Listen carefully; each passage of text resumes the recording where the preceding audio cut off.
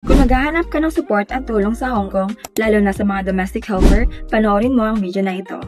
Unang-una, Help for Domestic Workers. Nagbibigay sila ng libreng legal advice at assistance para sa migrant domestic workers. Kung may problema ka sa trabaho, kontrata o legal issues, sila ang dapat mong tawagan. Meron din silang seminars para malaman mo ang karapatan mo.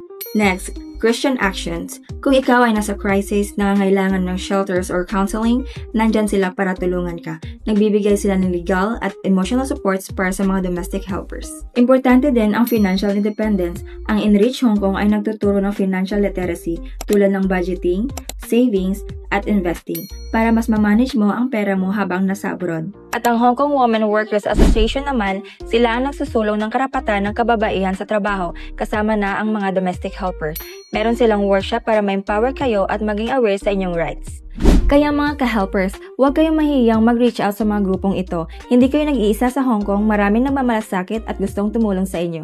Share this video para mas marami pang helpers ang makakaalam. Thank you!